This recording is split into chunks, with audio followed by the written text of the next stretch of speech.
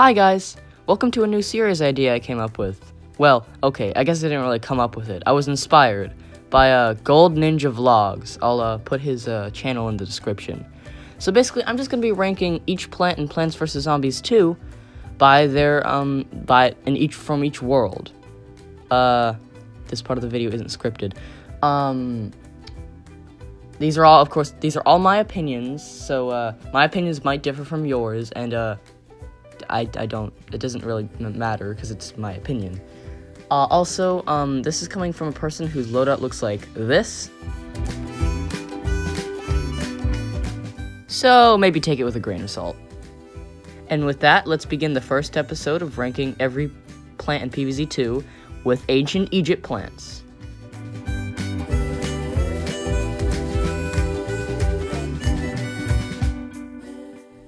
Starting off at number 6 is the Bloomerang.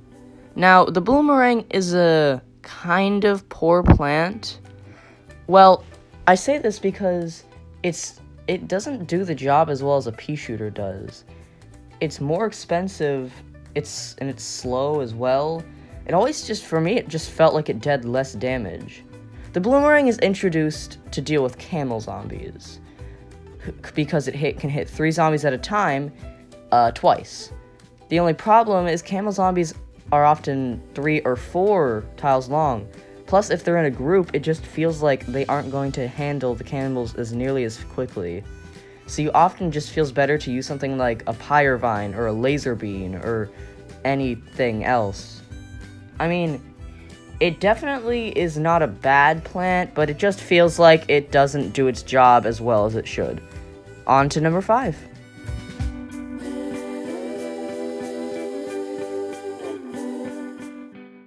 Now, it's gonna be pretty controversial having Bok Choy so low on the list, but personally, he was never that useful to me. I mean, he's a single attacking melee plant, which is fine and all, but he has such a short range, and he's outclassed very much by Celery Stalker in, many ways. I mean, he can attack from front and behind, but Celery Stalker costs 50 sun. It also acts a bit as a walnut, and it's just, in general, a better plant than Bok Choy. I mean, even Bok Choy's plant food is useless when he's behind a walnut, and you shouldn't have to choose whether or not you want your Bok Choy to have an effective plant food, or you want to have a walnut. That doesn't seem like something that should be a choice. It should be able to work with both. But I will say that Bok Choy definitely fits, and I'm not saying Bok Choy shouldn't exist. It is a great plant in its design, and it fits Plants vs. Zombies very well.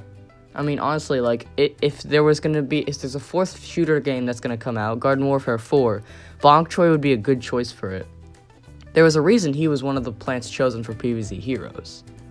But all in all, Bok Choy isn't necessarily bad. He's just outclassed by Celery Stalker in most ways.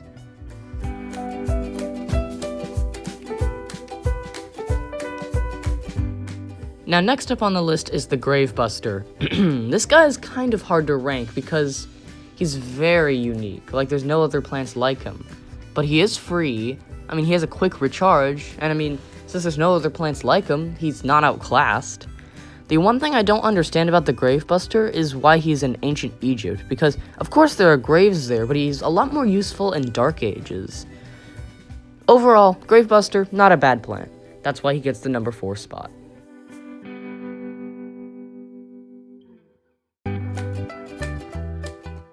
In the number 3 spot, that belongs to the Iceberg Lettuce.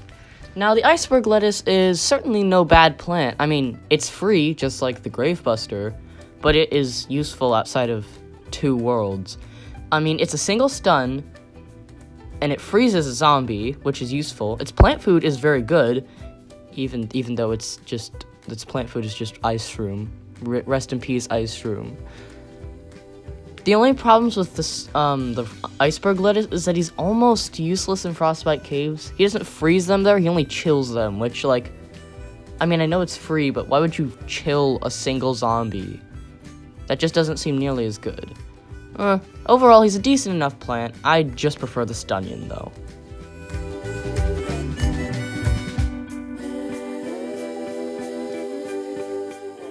Now the runner-up for the best plant in ancient Egypt has to go to the twin sunflower. These guys give off great sun production, the most out of any of the normal sun-producing plants.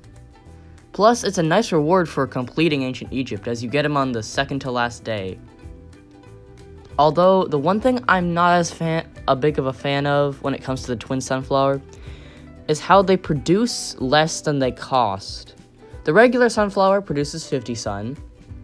The sun shroom starts off producing 25 sun before going to 75 eventually.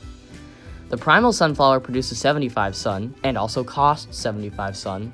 And the moonflower and sunflower are the same when it comes to sun production. So, the fact that the twin sunflower produces 100 but costs 125 is weird to me. It's still a good plant, but I just prefer sun shroom or primal sunflower, specifically primal sunflower.